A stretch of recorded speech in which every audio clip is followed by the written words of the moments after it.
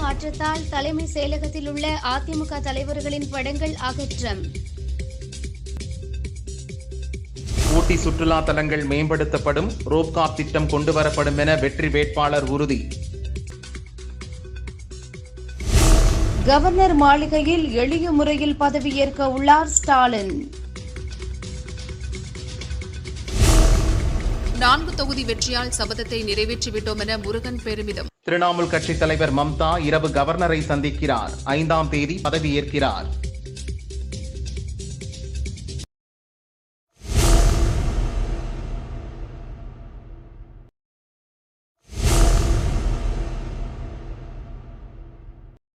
கர்நாடகாவின் சாம்ராஜ்நகர் அரசு மருத்துவமனையில் ஆக்ஸிஜன் பற்றாக்குறையால் 24 கொரோனா நோயாளிகள் மரணமடைந்தனர்.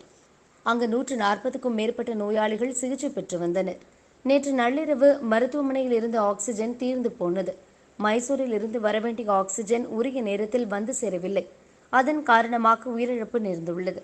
12 பேர் மட்டுமே ஆக்ஸிஜன் பற்றாக்குறையால் இறந்ததாகவும் எஞ்சியவர்கள் வேறு மருத்துவ காரணங்களால் மரணமடைந்ததாகவும் சாம்ராஜ்நகர் போலீஸ் துணை கமிஷனர் ரவி தெரிவித்தார். 24 பேர் மரணம் தொடர்பான அறிக்கை கேட்கப்பட்டுள்ளது. அதற்கு காரணமானவர்கள் மீது கடும் நடவடிக்கை எடுக்கப்படும் என்று அமைச்சர் சுரேஷ்குமார் கூறினார். கோவை தெற்கு தொகுதியில் பாஜக வேட்பாளர் வானதி சீனிவாசன் வெற்றி பெற்றார். தேர்தல் வாக்குறுதிகளை மத்திய மாநில அரசின் உதவியுடன் நிறைவேற்றுவேன் என அவர் உறுதியளித்தார். கோவை தெற்கு சட்டமன்ற தொகுதியில் எனக்காக வாக்களித்த மற்றும் தேர்தல் பணியாற்றிய பாரதிய ஜனதா கட்சியினுடைய தொண்டர்களுக்கும் அகில இந்திய அண்ணா திராவிட முன்னேற்றக் கழகத்தின் இயக்கத்தை சார்ந்த தலைவர்கள், நிர்வாகிகள், தேசிய ஜனநாயக கூட்டணியில் இடம்பெற்றிருக்கக்கூடிய அத்தனை கட்சிகளுடைய தலைவர்களுக்கும், நிர்வாகிகளுக்கும், தொண்டர்களுக்கும் என்னுடைய மனப்பூர்வமான நன்றியை தெரிவித்துக் கொள்கிறேன். அதேபோல அண்ணா திராவிட முன்னேற்றக் கழகத்தினுடைய ஒருங்கிணைப்பாளர், இணை ஒருங்கிணைப்பாளர் மற்றும் இந்த பகுதியிலே தேசிய ஜனநாயக கூட்டணி மிகப்பெரிய அளவில் வெற்றி பெறுவதற்காக உறுதுணையாக இருந்த உதவிய அன்பு சகோதரர் திரு SP வேலுமணி அவர்கள்,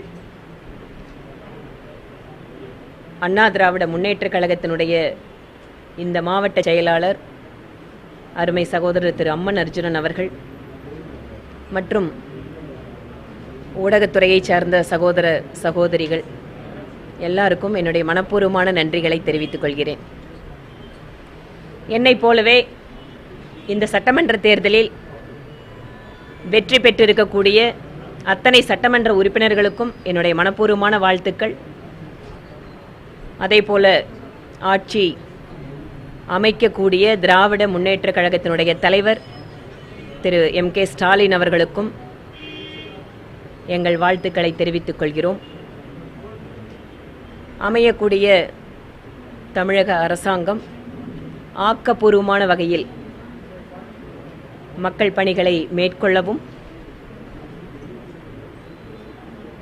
எந்தெந்த வழிகளிலெல்லாம் மத்திய அரசாங்கத்தினுடைய உதவிகளை பெற வேண்டுமோ அதற்கெல்லாம் உதவிகரமாக இருந்து இந்த மாநிலத்தினுடைய வளர்ச்சிக்காக நாங்கள் நிச்சயம் நல்ல முறையில் பங்காற்றுவோம்.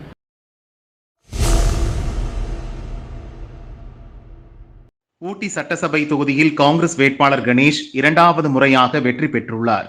சேரிங் கிராஸில் உள்ள காந்தி சிலைக்கு மாலை அணிவித்து மரியாதை செலுத்தினார். பின் பேசிய அவர், கடந்த தேர்தலின் போது அளித்த வாக்குறுதிகளை நிறைவேற்றியுள்ளேன் என்றார். ஊட்டியில் உள்ள அனைத்து சுற்றுலா தலங்களும் மேம்படுத்தப்படும், பல ஆண்டுகளாக எதிர்பார்க்கப்படும் ரோப்கார் திட்டம் கொண்டுவரப்படும் என்றார். முக்கியமாக நம்ம உதயநகர மக்களுக்கும் காந்தல் பகுதி மக்களுக்கும் நெஞ்சம் நிறைந்த நன்றியை நான் தெரிவிக்க விரும்புகிறேன். இந்த ஆட்சியிலே நிச்சயமாக அருமை தளபதி அவர்கள் முதலமைச்சராகி அவருடைய வழிகாட்டுதலின் பேரில் உதயநகருக்கு சீரும் சிறப்பும் சார்ந்த வகையிலே அனைத்து வசதிகளும், அடிப்படை வசதிகளையும், தெரு விளக்குகளையும், அனைத்து கட்டமைப்புகளையும் அமைத்து சீரிய வகையிலே செயல்படுவேன் என்று கூறிக்கொள்கிறேன்.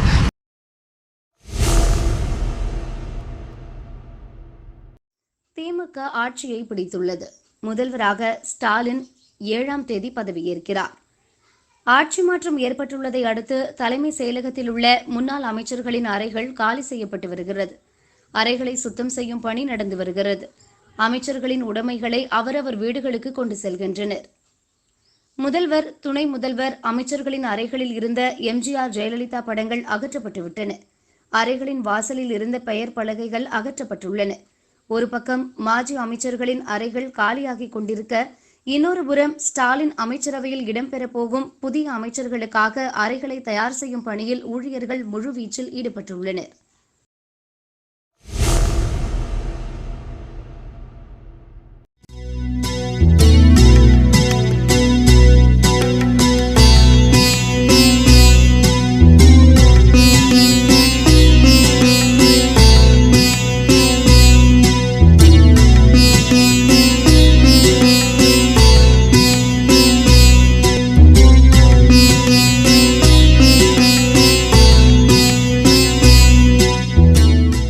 முதல்வர் பதவியிலிருந்து விடைபெற்றார் எடப்பாடி பழனிசாமி. நான் ஒரு விவசாயி என தேர்தல் பிரச்சாரத்தின் போது உரக்க ஒலித்தார். அது பலனை கொடுத்ததா என்றால் இல்லை எனலாம். காரணம், டெல்டா மாவட்டங்களை உள்ளடக்கிய மத்திய தமிழகத்தில் அதிமுகவுக்கு கிடைத்த படுதோல்வி. தமிழக சட்டசபை தேர்தலில் திமுக கூட்டணி 158 இடங்களிலும் அதிமுக கூட்டணி 76 இடங்களிலும் வெற்றி பெற்றன. திமுகவின் வெற்றிக்கும் அதிமுகவின் தோல்விக்கும் காரணங்கள் என்ன என்பதை பார்க்கலாம். 2016 தேர்தலில் மேற்கு, தெற்கு, மத்திய தமிழகத்தில் அதிக தொகுதிகளை அதிமுக கைப்பற்றியது.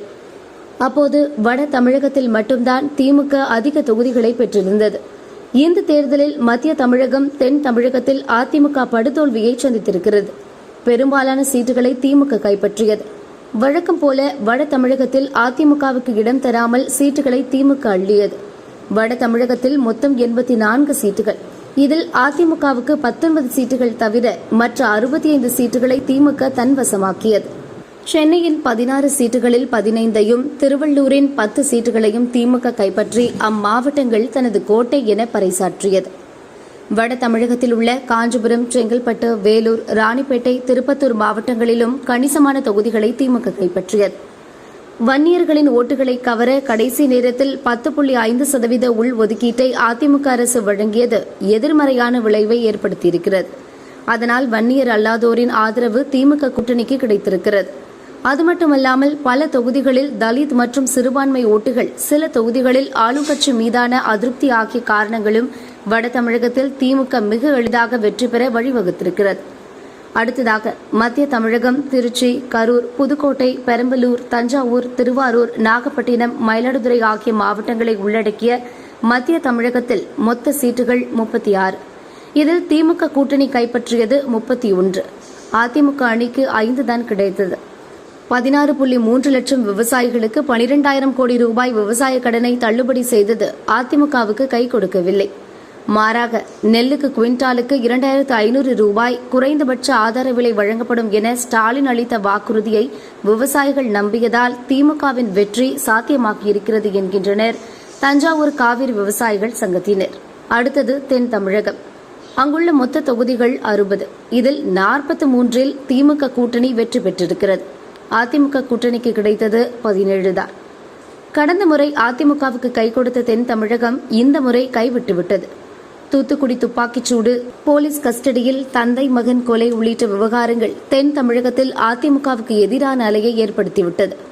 2016இல் திமுக வெற்றி பெற்ற திருநெல்வேலி, ஆலங்குளம், கன்னியாகுமரி, நாகர்கோவில் சீட்டுகளை அதிமுக கூட்டணி இம்முறை பறித்தாலும் விருதுநகர், ராமநாதபுரம், தூத்துக்குடி, தேனி, திண்டுக்கல், மதுரை மாவட்டங்களில் கடந்த முறையை விட அதிக இடங்களை திமுக கைப்பற்றியது. கொங்கு மண்டலம் எனப்படும் மேற்கு தமிழகம் அதிமுக கோட்டை என வர்ணிக்கப்படுகிறது. 2016இல் ஜெயலலிதா தலைமையில் தேர்தலை சந்தித்த அதிமுக 45 சீட்டுகளில் வெற்றி பெற்றது. இந்த தேர்தலில் அதிக இடங்களை கைப்பற்றுவோம் என திமுக தலைவர் ஸ்டாலின் பிரச்சாரத்தின் போது சூளுரைத்திருந்தார். அதை கொங்கு மண்டல வாக்காளர்கள் தவிடுபொடியாக்கிவிட்டனர். மேற்கு தமிழகம் அதிமுகவின் கோட்டை என மீண்டும் நிரூபித்து காட்டிவிட்டனர். கோவை, திருப்பூர், ஈரோடு, நீலகிரி, சேலம், நாமக்கல் உள்ளிட்ட மாவட்டங்கள் அடங்கிய மேற்கு தமிழகத்தில் உள்ள மொத்த சீட்டுகள் 54. அதிமுக 35 சீட்டுகளை கைப்பற்றியது. திமுக பல வியூகங்களை வகுத்து கடுமையாக உழைத்த போதும் அந்த கூட்டணிக்கு கிடைத்தது 19 சீட்டுதான்.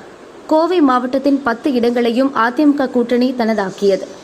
எடப்பாடி பழனிசாமியின் சேலம் மாவட்டத்தில் 11 சீட்டுகளில் 9ஐ அதிமுக கைப்பற்றியது. மேற்கு மண்டலத்தின் பெரும்பாலான மாவட்டங்களில் அதிமுக வெற்றி கொடி நாட்டியது. ஆனால் மற்ற மண்டலங்களில் அதிமுக பலமாக சறுக்கியதால் அது தொடர்ச்சியாக 3வது முறையாக ஆட்சி அமைக்கும் வாய்ப்பை இழந்தது.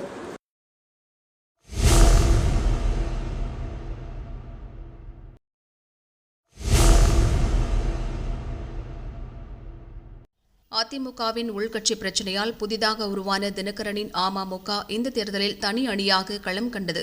எஸ்டிபிஐ கட்சி, ஓவைசியின் அகில இந்திய மஜ்லிஸ் கட்சி மற்றும் சில ஜாதி கட்சிகளுடன் சேர்ந்து போட்டியிட்டது. வெற்றி பெற்று அதிமுகவை மீட்கப் போவதாக சூளுரைத்து தினகரன் களமிறங்கினார். தனியாக தேர்தல் அறிக்கை வெளியிட்டு மிக பெரும் கட்சி போல அமமுகவை காட்டிக்கொண்டார். அதிமுக கூட்டணியில் இடம் கிடைக்காமல் போன தேமுதிகவும் இந்த அணியில் சேர்ந்து 60 இடங்களில் போட்டியிட்டது. ஆனால் அமமுக படுதோல்வி அடைந்தது. அதிமுகவின் வெற்றியை தடுக்கும் அதன் பிரதான நோக்கம் ஒரு சில தொகுதிகளில் மட்டுமே நிறைவேறியது. ஒரு இடத்தில் கூட வெற்றியை நெருங்க முடியாமல் அமமுக அணி பரிதாப தோல்வியை சந்தித்தது. அதன் நிறுவனர் தினகரன் கோவில்பட்டி தொகுதியில் அமைச்சர் கடம்பூர் ராஜுவிடம் தோற்றார். கூட்டணியில் இருந்த தேமுதிக, எஸ்டிபிஐ, மஜ்லிஸ் கட்சி போன்றவையும் 2ஆம் இடத்தை கூட நெருங்க முடியாமல் தத்தளித்தன. பெரும்பாலான இடங்களில் டெபாசிட் இழந்தது அமமுக. தமிழக அரசின் ஆலோசகராக இருந்த சண்முகம் பதவியை ராஜினாமா செய்துள்ளார். சொந்த காரணங்களால் விலகுவதாக தலைமை செயலருக்கு அனுப்பியுள்ள கடிதத்தில் அவர் குறிப்பிட்டுள்ளார். சேலத்தை சேர்ந்த சண்முகம் IAS, சிவகங்கை, புதுக்கோட்டை கலெக்டராக பணியாற்றியவர். 2019 தலைமை செயலாளராக நியமிக்கப்பட்டார். கடந்த ஆண்டு ஜூலையில் ஓய்வு பெற்ற போதும் அவரது பணி 6 நீட்டிக்கப்பட்டது. புதிய தலைமை செயலாளராக ராஜவரஞ்சன் வந்தவுடன் தமிழக அரசின் ஆலோசகராக சண்முகம் நியமிக்கப்பட்டார். தமிழகத்தில் திமுக ஆட்சி அமைக்க உள்ள நிலையில் சண்முகத்திற்கு புதிய அரசு பதவி வழங்கப்படும் என தெரிகிறது. அதற்கு ஏதுவாக தனது பதவியை அவர் ராஜினாமா செய்துள்ளார்.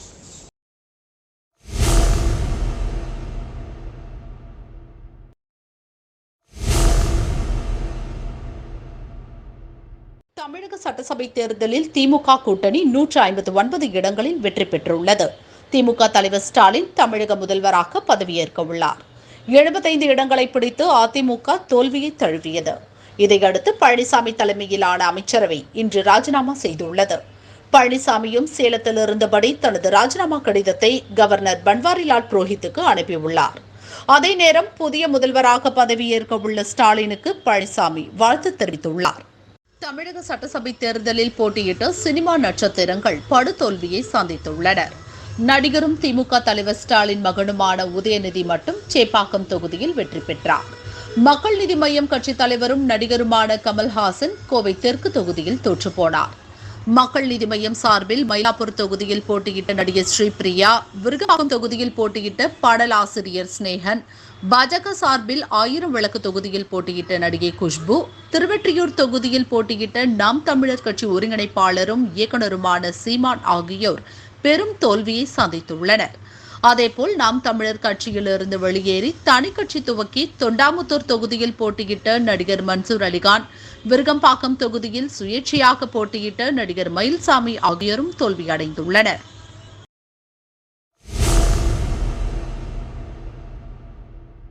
தினமலர் தினம்தோறும் தவறாமல் படியுங்கள்.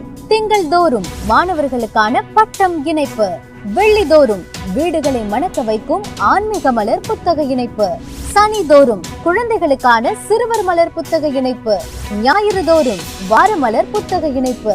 வாரம் தவறாமல் அறிவியல் மலர், கல்வி மலர், சினிமா பக்கம், நலம், டெக் டைரி, கண்ணம்மா, ருசி, விளையாட்டு பக்கம். தடம் மாறாமல் பயணிக்கும் உங்கள் அபிமான நாளிதழ் தினமலர், உண்மையின் உரைக்கல். தினமும் வாங்கி படியுங்கள். சட்டசபை தேர்தலில் 159 தொகுதிகளில் திமுக கூட்டணி வெற்றி பெற்றுள்ளது. திமுக தனித்தே 125 இடங்களில் வென்றுள்ளது. வரும் 7ஆம் தேதி முதலமைச்சராக ஸ்டாலின் பதவியேற்க உள்ளார். இந்த நிலையில் திமுக எம்எல்ஏக்கள் கூட்டம் நாளை சென்னையில் ஸ்டாலின் தலைமையில் நடைபெறுகிறது. இந்த கூட்டத்தில் திமுக சட்டமன்ற கட்சித் தலைவராக ஸ்டாலின் தேர்வு செய்யப்படுகிறார். இதனிடையே கொரோனா பரவல் காரணமாக கவர்னர் மாளிகையில் எளிய முறையில் பதவியேற்பு விழா நடைபெறும் என ஸ்டாலின் தெரிவித்தார். நடைபெற்று முடிந்திருக்கக்கூடிய சட்டமன்றத்துடைய பொது தேர்தலில் ஒரு மிகப்பெரிய வெற்றியை திராவிட முன்னேற்ற கழகத்தின் தலைமையில் அமைந்துள்ள மதச்சார்பற்ற முற்போக்கு கூட்டணிக்கு தமிழக மக்கள் வழங்கியிருக்கக்கூடிய இந்த மகத்தான வெற்றிக்கு வழிவகுத்து தந்திருக்கக்கூடிய அனைவருக்கும் திராவிட முன்னேற்ற கழகத்தின் சார்பில்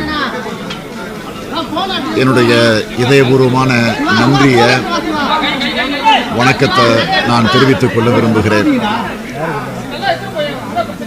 தேர்ந்தெடுக்கப்பட்டிருக்கக்கூடிய சட்டமன்ற உறுப்பினருடைய கூட்டத்தை கூட்டி அந்த கூட்டத்தில் முறையாக தலைவரை தேர்ந்தெடுத்து அதற்கு பிறகு அரசு அதிகாரிகளோடு கலந்து பேசி எப்பொழுது பதவி பிரமாணம் எடுத்துக்கொள்வது என்பதை முடிவு செஞ்சு விரைவில் அறிவிக்க இருக்கிறோம். அது மட்டுமல்ல, இப்பொழுது கொரோனா காலம், கொரோனாவுடைய கொடுமை இந்த நிலையில் இருக்கிறது என்பது நாம் அறிவோம். அதையெல்லாம் மனதில் வைத்துக்கொண்டு இந்த நிகழ்ச்சியை, பதவி பிரமாண நிகழ்ச்சியை கூட ஆடம்பரமாக நடத்தாமல், விழாவாக நடத்தாமல் எவ்வளவுக்கு எளிமையாக நடத்த முடியுமோ, குறிப்பாக ஆளுநர் மாளிகையிலேயே அதை நடத்துவதென்று நாங்கள் முடிவு செஞ்சிருக்கிறோம். எனவே அந்த வகையில் தான் அது நடைபெறவிருக்கிறது. அது எந்த தேதி என்பதை நாளையோ நாளை மறுநாளோ நான் நிச்சயமாக அறிவிக்க இருக்கிறேன். அரசியல், விளையாட்டு, ஆன்மீகம் அனைத்து துறைகளிலும் என்ன நடக்கிறது என்பதை உடனுக்குடன் தெரிந்து கொள்ள விரைவு செய்திகளுக்கு தினமலர் பாருங்கள். யூடியூப், ஃபேஸ்புக், ட்விட்டர், இன்ஸ்டாகிராமை தொடர்ந்து இப்போது டெலிகிராமிலும் அசத்தும் சினிமா செய்திகள், அதிர வைக்கும் போட்டிகள் அனைத்தும் உங்கள் விரல் நுனியில்.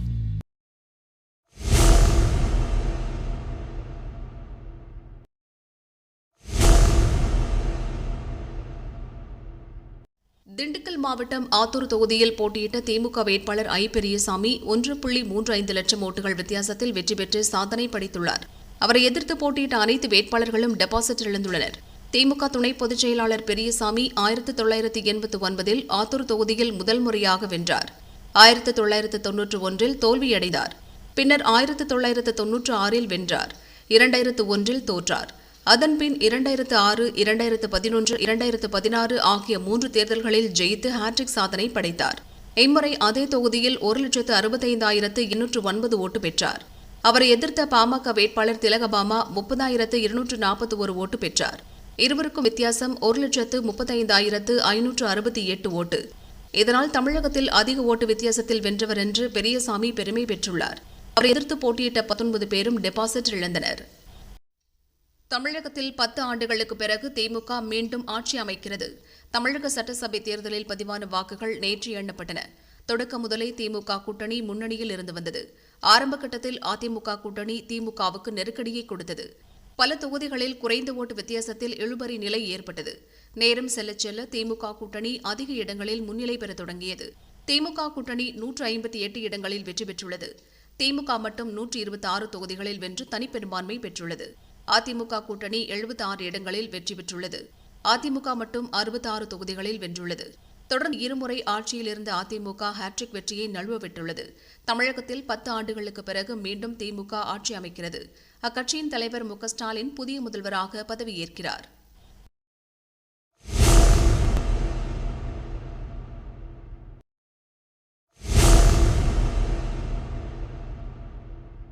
சென்னையை திமுகவின் கோட்டை என்று அரசியல் வட்டாரத்தில் கூறுவார்கள். ஆனால் கடந்த 1991ஆம் ஆண்டு சட்டசபை தேர்தலில் சென்னையில் சேப்பாக்கம், எழும்பூர் ஆகிய 2 தொகுதிகளில் மட்டும் திமுக வெற்றி பெற்றது. 1996ஆம் ஆண்டு தேர்தலில் திமுக வேட்பாளர்கள் சென்னையில் உள்ள 14 தொகுதிகளில் 13இல் வென்று திமுக கோட்டையாக மாற்றினர். 2001ஆம் ஆண்டு நடந்த தேர்தலில் சென்னையில் 8 இடங்களில் திமுக வென்றது. இதன்பின் 2006இல் 6 தொகுதிகளிலும் 2011ஆம் ஆண்டு 2 தொகுதிகளிலும் திமுக வென்றது. கடந்த 2016ஆம் ஆண்டு தேர்தலில் திமுக 10 இடங்களிலும் அதிமுக 6 இடங்களிலும் ஜெயித்தது. இந்நிலையில் நேற்று நடந்த சட்டசபை தேர்தல் ஓட்டு எண்ணிக்கையில் சென்னையில் உள்ள 16 தொகுதிகளிலும் திமுக வேட்பாளர்கள் வெற்றி பெற்றுள்ளனர். அதாவது 25 ஆண்டுகளுக்கு பிறகு சென்னையை மீண்டும் திமுகவின் கோட்டையாக்கியுள்ளனர்.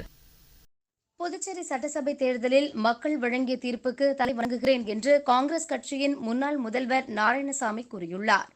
தேர்தலில் காங்கிரஸ் கட்சி தோல்வி அடைந்ததற்கு முழு பொறுப்பையும் ஏற்றுக்கொள்கிறேன் என்றும் அவர் அறிக்கையில் தெரிவித்துள்ளார். தினமலர் தினம்தோறும் தவறாமல் படியுங்கள். திங்கள் தோறும் மாணவர்களுக்கான பட்டம் இணைப்பு, வெள்ளிதோறும் வீடுகளை மணக்க வைக்கும் ஆன்மீக மலர் புத்தக இணைப்பு, சனிதோறும் குழந்தைகளுக்கான சிறுவர் மலர் புத்தக இணைப்பு, ஞாயிறு தோறும் வார மலர் புத்தக இணைப்பு, வாரம் தவறாமல் அறிவியல் மலர், கல்வி மலர், சினிமா பக்கம், நலம், டெக் டைரி, கண்ணம்மா, ருசி, விளையாட்டு பக்கம், தடம் மாறாமல் பயணிக்கும் உங்கள் அபிமான நாளிதழ் தினமலர், உண்மையின் உரைக்கல். தினமும் வாங்கி படியுங்கள்.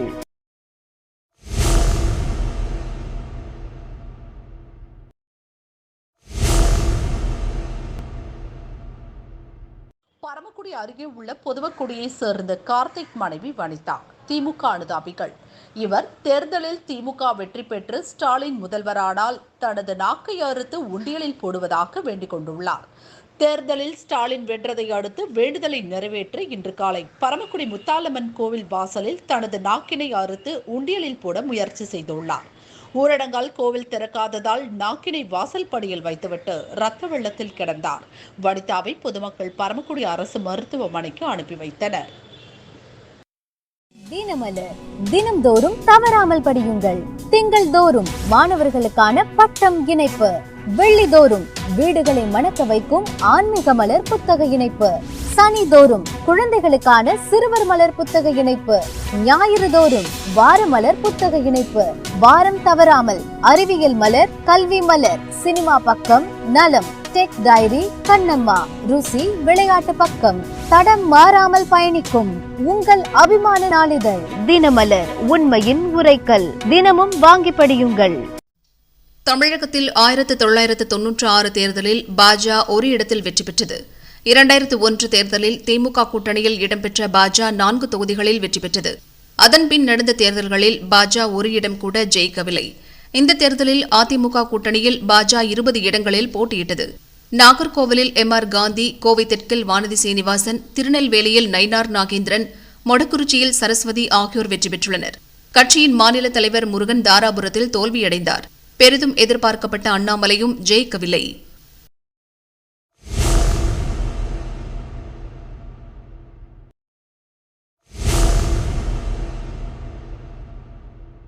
தமிழக சட்டசபை தேர்தலில் மக்கள் அளித்த தீர்ப்பை ஏற்கிறோம் என்று பாஜக மாநில தலைவர் முருகன் தெரிவித்துள்ளார். இது தொடர்பாக அறிக்கை வெளியிட்டுள்ளார். தமிழகத்தில் தாமரை மலராது என்று சொல்லிக் கொண்டு இருந்தவர்கள் மத்தியில் 2021 தேர்தலில் பாஜக எம்எல்ஏக்கள் சட்டமன்றத்திற்கு செல்வார்கள் என்று சபதம் ஏற்று இருந்தோம். இன்று அது நிறைவேறியிருக்கிறது.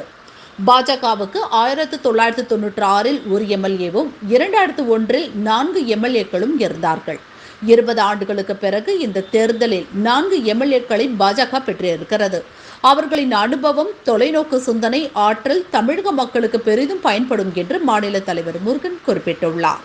சட்டசபை தேர்தலில் பாஜக 20 இடங்களில் போட்டியிட்டு 4 வென்றது, 16 இடங்களை இழந்தது. தோல்வி அடைந்தவர்களில் தாராபுரத்தில் போட்டியிட்ட முருகனும் ஒருவர். மேற்கு வங்கத்தில் 2 பெண்கள் பற்றி பரபரப்பாக பேசப்படுகிறது. ஒன்று மம்தா பானர்ஜி, 3வது முறையாக முதல்வராக பதவியேற்கிறார். இன்னொருவர் சந்தனா பௌரி, சல்தோரா தொகுதியில் வெற்றி வாகை சூடிய பாரதிய ஜனதா வேட்பாளர். திரிணாமுல் காங்கிரஸ் வேட்பாளர் சந்தோஷ்குமார் மண்டலை 4000 ஓட்டு வித்தியாசத்தில் தோற்கடித்தார். தலித் இனத்தைச் சேர்ந்த சந்தனாவுக்கு சொத்து எதுவும் இல்லை. அக்கவுண்டில் இருப்பது 31,985 ரூபாய். கணவர் கட்டிட தொழிலாளி, அவரிடம் இருப்பது 30,311 ரூபாய். சந்தனாவுக்கு சிறு வயதிலேயே திருமணமாகிவிட்டது. 3 குழந்தைகள் உள்ளனர். 3 பசுக்கள், 3 ஆடுகளும் வளர்த்து வருகிறார். மண்குடிசை வீட்டில் குடிநீர், கழிப்பறை வசதிகள் கூட இல்லாமல் வசித்து வரும் ஏழை பெண்ணாக இருந்தாலும் அக்கம் பக்கத்தினர் நலனில் மிகுந்த அக்கறை எடுத்துக் கொள்வார். சந்தனாவும் கணவரும் பாஜக அனுதாபிகள். தேர்தலில் நிற்க டிக்கெட் கேட்கும்படி அக்கம் பக்கத்தினர் சொல்ல விண்ணப்பித்தார். எனக்கு நம்பிக்கையே இல்லை, டிக்கெட் கிடைத்ததை கூட டிவியில் பார்த்துதான் தெரிந்து கொண்டேன் என சந்தனா கூறினார். பாரதிய ஜனதாவில் ஏழை பெண் கூட எம்எல்ஏவாக முடியும் என்பதற்கு நான் ஒரு உதாரணம் என சொல்கிறார். பெண்களுக்கு எதிரான குற்றங்களை தடுக்க குரல் கொடுப்பேன் என்றார். பதவியேற்பு நாளுக்காக மிகுந்த ஆர்வத்துடன் காத்திருப்பதாகவும் கூறினார்.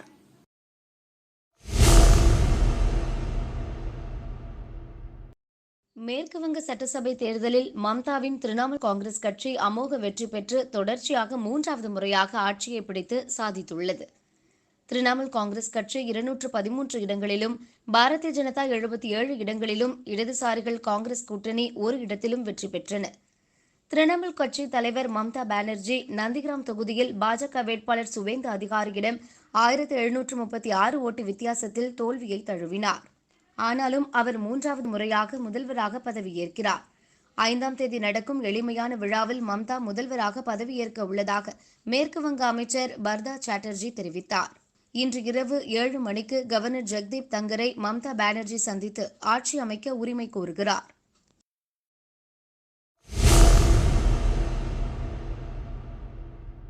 கடந்த தேர்தலுக்கு பிறகு சட்டசபை எதிர்க்கட்சி வரிசையில் திமுகவும் அதன் கூட்டணி கட்சிகளான காங்கிரஸ், இந்திய யூனியன் முஸ்லீம் லீக் ஆகியவை மட்டுமே இருந்தன. கம்யூனிஸ்ட் கட்சிகள், விசிக போன்ற கட்சிகளுக்கு பிரதிநிதிகளே இல்லை. இப்போது அக்கட்சிகளுக்கு மீண்டும் வாய்ப்பு கிடைத்துள்ளது. திமுக கூட்டணியில் ஜெயித்த காங்கிரஸ், மார்க்சிஸ்ட் கம்யூனிஸ்ட், இந்திய கம்யூனிஸ்ட், விடுதலை சிறுத்தைகள், மதிமுக, மனிதநேய மக்கள் கட்சி, தமிழக வாழ்வுரிமை கட்சி, கொங்குநாடு மக்கள் தேசிய கட்சி ஆகியவை சட்டசபைக்கு செல்கின்றன. அதிமுக கூட்டணி கட்சிகளான பாமக, பாஜக, புரட்சி பாரதம் ஆகிய கட்சிகளும் சபையில் இடம் பிடிக்கின்றன.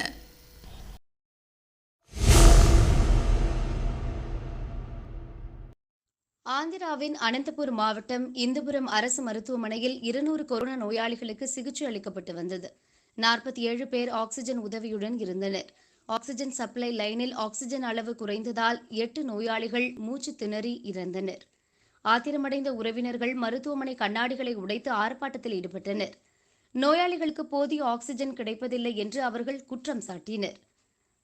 ஆக்ஸிஜன் தீர்ந்ததும் இருப்பில் இருந்த ஆக்ஸிஜனை கொண்டு உடனடியாக சப்ளை செய்யப்பட்டது என்று மருத்துவமனை கண்காணிப்பாளர் திவாகர் கூறினார். ஆக்ஸிஜன் மட்டுமல்ல, இணை நோய்களுடன் சீரியஸாக இருந்த நோயாளிகள் பதற்றம் அடைந்ததும் மரணத்திற்கு காரணம் என்று அவர் சொன்னார்.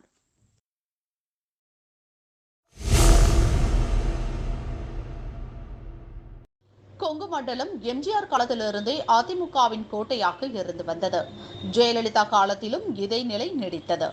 குறிப்பாக கோவை மாவட்டம் அதிமுகவை தீவிரமாக ஆதரிக்கும் மாவட்டமாகவே இருந்து வருகிறது. 1/4 நூற்றாண்டு காலமாக நடந்த அனைத்து சட்டசபை தேர்தல்களிலும் கொங்கு மண்டலத்தில் அதிமுகவே அதிக அளவு தொகுதிகளில் வென்றுள்ளது. கடந்த 2016ஆம் ஆண்டு நடந்த சட்டசபை தேர்தலில் 10ல் 9 இடத்தில் அதிமுக வென்றது. ஆனால் ஜெயலலிதா மறைவுக்கு பிறகு கடந்த 2019ஆம் ஆண்டு நடந்த லோக்சபா தேர்தலில் கொங்கு மண்டலத்தில் அதிமுக படுதோல்வியை சந்தித்தது. ஜெயலலிதா இல்லாத காரணத்தால் இனி அதிமுக வெல்ல முடியாது என்ற பேச்சு எழுந்தது. ஆனால் அதையெல்லாம் முறியடித்து இப்போது நடந்த தேர்தலில் கோவையில் அனைத்து தொகுதிகளையும் அதிமுகவை கைப்பற்றியுள்ளது. கோவை மாவட்டத்தில் மட்டுமின்றி திருப்பூர் மாவட்டத்திலும் 8க்கு 6 தொகுதியில் அதிமுக வெற்றி பெற்றுள்ளது. ஈரோடு, சேலம் மாவட்டங்களிலும் அதிமுக பெரும்பான்மை தொகுதிகளில் வென்றுள்ளது. இதன் மூலம் கொங்கு மண்டலம் அதிமுக கோட்டை என்பது மீண்டும் நிரூபிக்கப்பட்டுள்ளது.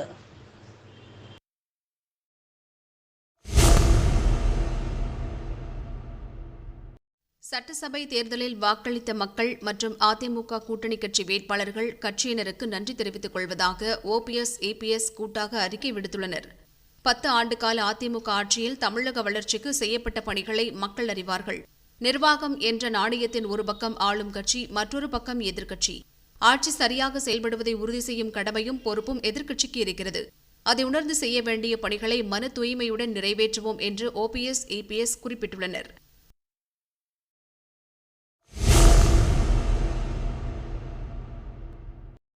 கர்நாடகாவின் சாம்ராஜ்நகர் அரசு மருத்துவமனையில் ஆக்ஸிஜன் பற்றாக்குறையால் 24 கொரோனா நோயாளிகள் மரணமடைந்தனர். அங்கு 140க்கும் மேற்பட்ட நோயாளிகள் சிகிச்சை பெற்று வந்தனர். நேற்று நள்ளிரவு மருத்துவமனையில் இருந்த ஆக்ஸிஜன் தீர்ந்து போனது. மைசூரில் இருந்து வரவேண்டிய ஆக்ஸிஜன் உரிய நேரத்தில் வந்து சேரவில்லை. அதன் காரணமாக உயிரிழப்பு நேர்ந்துள்ளது. 12 பேர் மட்டுமே ஆக்ஸிஜன் பற்றாக்குறையால் இறந்ததாகவும் எஞ்சியவர்கள் வேறு மருத்துவ காரணங்களால் மரணமடைந்ததாகவும் சாம்ராஜ்நகர் போலீஸ் துணை கமிஷனர் ரவி தெரிவித்தார். 24 பேர் மரணம் தொடர்பான அறிக்கை கேட்கப்பட்டுள்ளது. அதற்கு காரணமானவர்கள் மீது கடும் நடவடிக்கை எடுக்கப்படும் என்று அமைச்சர் சுரேஷ்குமார் கூறினார்.